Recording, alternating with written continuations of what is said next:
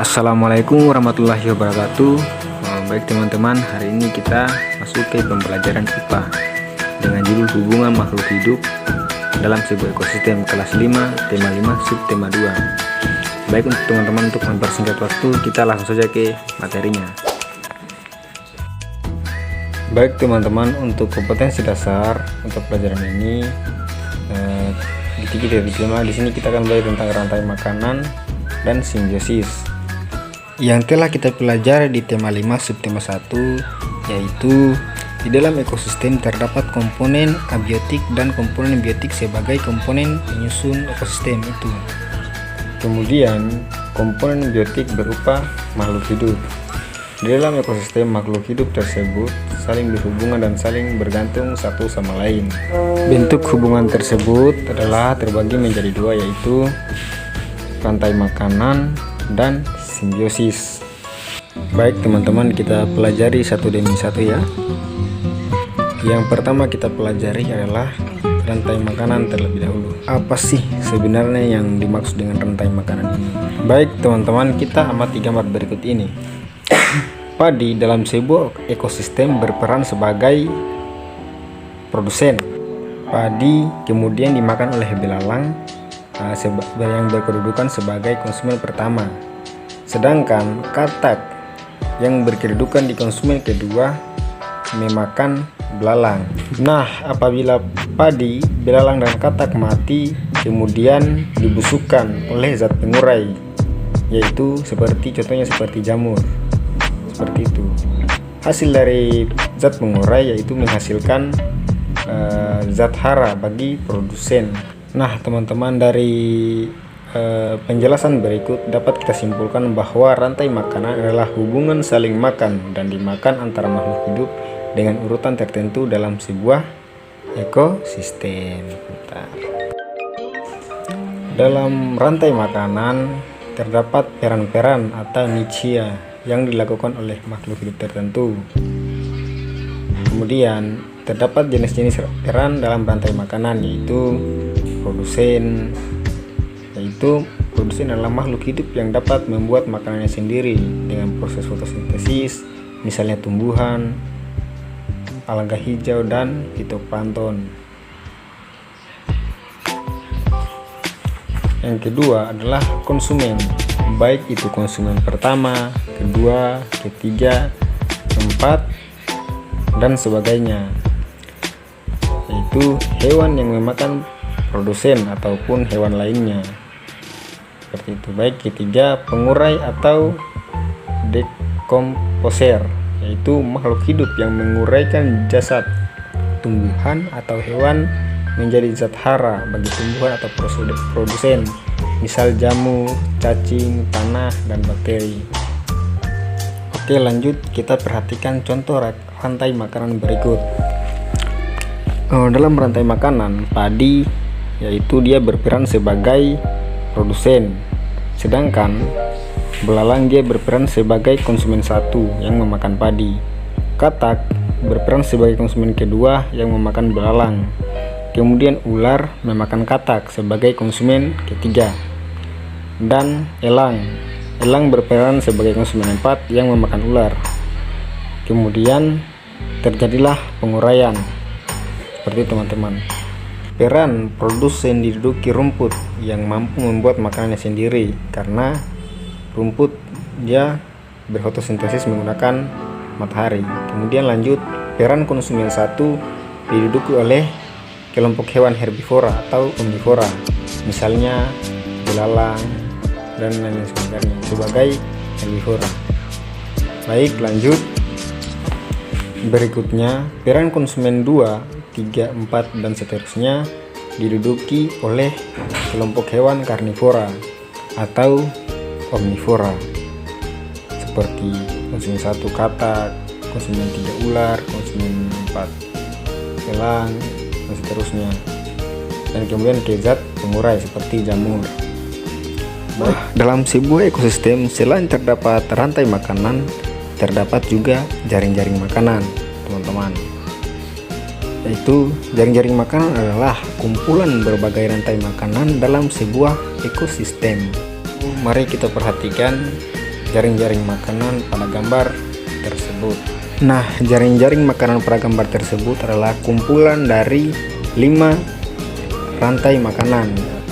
Kemudian pertanyaannya, apa saja 5 rantai makanan tersebut? Baik, kita langsung ke rantai makanan yang pertama, yaitu bunga sepatu dimakan oleh ulat, ulat dimakan oleh burung pipit dimakan oleh elang. Kemudian rantai makanan yang kedua, sawi dimakan oleh ulat, ulat dimakan oleh burung pipit, kemudian burung pipit dimakan oleh elang.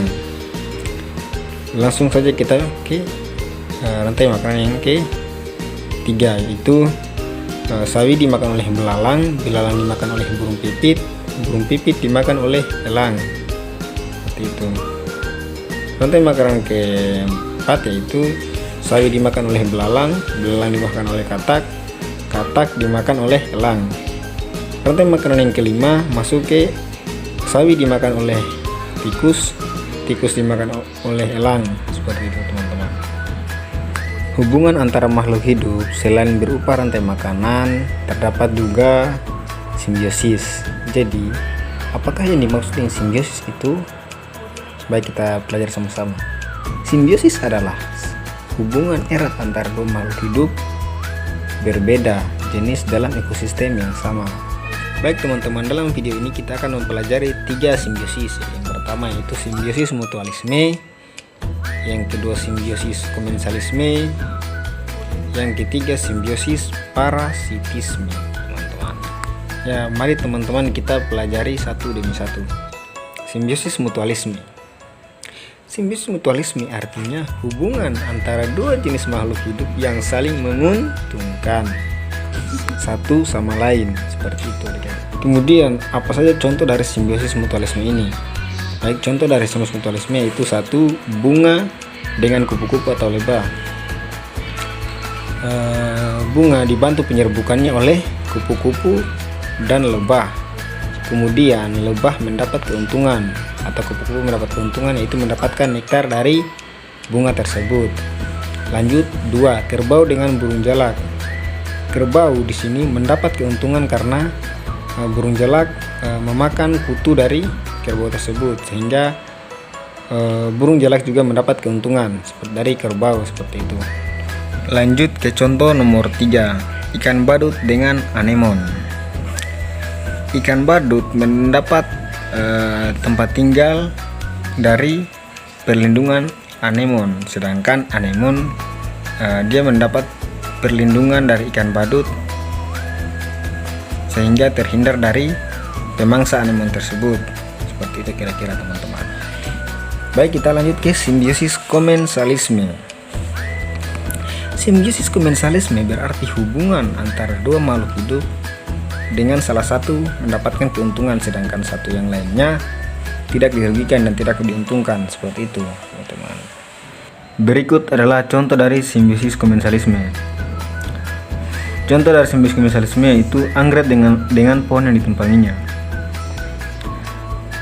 Anggrek dia dapat hidup di pohon yang ditumpangi tersebut, sedangkan pohon yang ditumpangi oleh anggrek tidak mendapat untung atau tidak dirugikan sama sekali, seperti itu teman-teman. Kemudian kita masuk ke contoh kedua, itu ikan remora dan ikan hiu. Ikan remora dapat sisa makanan dari ikan hiu, sedangkan ikan hiu dia tidak mendapatkan keuntungan atau kerugian sama sekali, seperti itu teman-teman. Jadi yang sini yang diuntungkan itu ikan remora saja. Lanjut ke contoh ketiga, daun sirih dengan pohon yang ditumpanginya.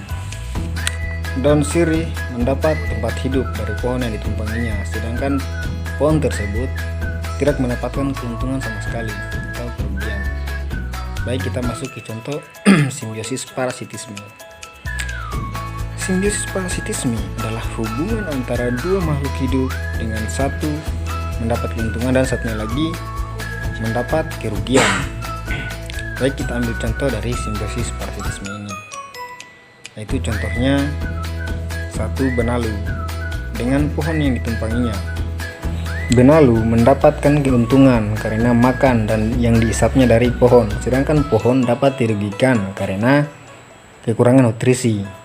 Contoh kedua, tali putri dengan tanaman tetehan. Tali putri mendapat keuntungan karena makanan yang dihisapnya dari tetehan, dan tetehan kemudian dirugikan. Seperti itu teman-teman.